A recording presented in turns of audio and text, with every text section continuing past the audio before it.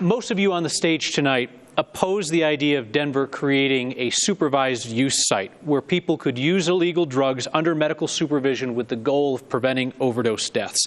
The state legislature is currently considering giving Denver and other municipalities the go-ahead they would need to do that. I'm going to show folks at home where you stand on this issue. The candidates opposed to the idea of a supervised use site are Kelly Brough, Al Gardner, Chris Hansen, Mike Johnston, Trinidad Rodriguez, Andy Rougeau, and Thomas Wolf. The candidates who have indicated they support the creation of a supervised use site are Lisa Calderon, Leslie Herod, Debbie Ortega, and Terrence Roberts. Debbie Ortega, 30 seconds for this, please. This issue has you in rare alignment with the more progressives, the candidates here on stage. Why do you think is a supervised use site a good idea?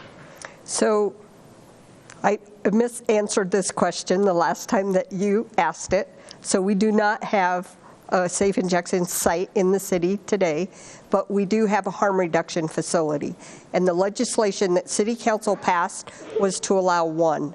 And that's what I would support, is one in the city of Denver. But why do you think it's a good idea? Why? Because I have seen the work that the harm reduction facility has done in helping move people away from a life of addiction. They've gotten them connected to services and other resources that have helped them move away from a life of addiction. Mike Johnston, in 30 seconds, why are you opposed to the idea? I don't see it as the best first step for us to try to make the city safer, to make people get access to more treatment to get them healthy. I think these micro communities, we have people that have a sense of safety, stability, support. You get the bottom level of Maslow's triangle in place. And then you have people that are right next to you every day who provide that kind of counseling and support and give you chances to choose to get healthy. I think that's more likely to be successful in the early stages than us giving people access to that on stage one. Can I just raise a sort of a counter to this? Well, you explained why you favor it. He explained why he's opposed. You've both stated your positions. We're going to hear from somebody else. So during the 2018-2019 debate over supervised use sites, opponents suggested that these sites might end up in residential neighborhoods, which was never proposed. So I'd like to hear from you about who support supervised use sites, on where you think they should be located. We're asking for a brief answer, 30 seconds. We'll start with Lisa Calderon. Yeah, and my response initially is to Mike, who, again, has not done this work and doesn't understand how addiction works. People have to be alive to help them. And harm reduction has been a proven strategy to help keep people alive. When I ran the city's reentry program, that was about harm reduction.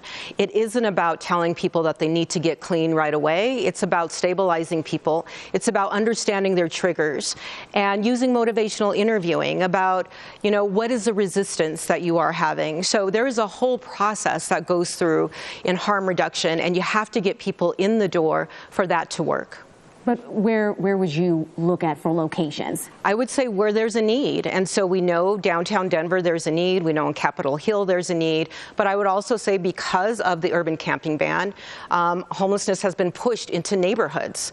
And so where people are congregating, you can do services on the street. So where people are naturally congregating for services is where we need them. Leslie Herod? Absolutely.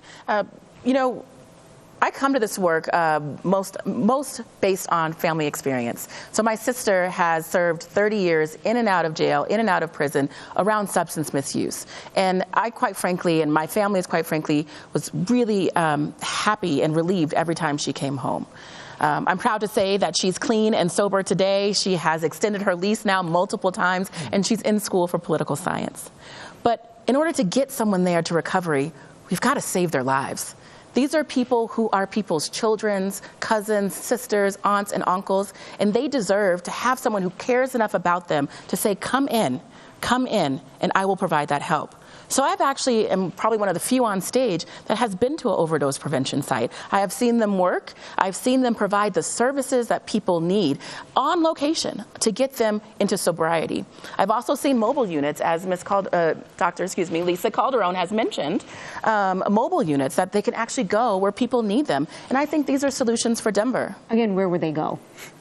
So I think I spoke about the mobile units that will go to where the need is. Right now, the idea when City Council passed that bill was that the Harm Reduction Action Center, who has stepped up and said time and time again and lobbied for this bill, that they want to make sure that their site is a supervised use site, an overdose prevention site. They are saving lives every day, and they know they can do more with this tool. The purpose is to bring people home and keep people healthy, housed, and secure. Terrence Robert? They will go where, like Dr. Calderon said, they will go where the need is, especially downtown along the Triangle area where they're finding people dead from fentanyl overdose usage.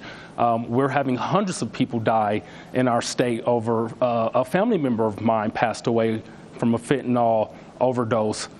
So downtown, along Smith Road, we can't expect people who are chronically homeless and they have an addiction for whatever reason, sexual abuse, whatever, who knows why, to travel to far northeast Denver on the bus or wherever to get services. If someone may end up dead from fentanyl, we need to meet them where they're at. So they're going to probably be where we have the largest concentration of homelessness in other areas, like Dr. Calderon is saying, where people are being pushed due to the urban camping ban. Debbie Ortega? Same question? Yeah. Where would you look to put a safe use site? The one site that we currently have today, that's the harm reduction site. Thank you.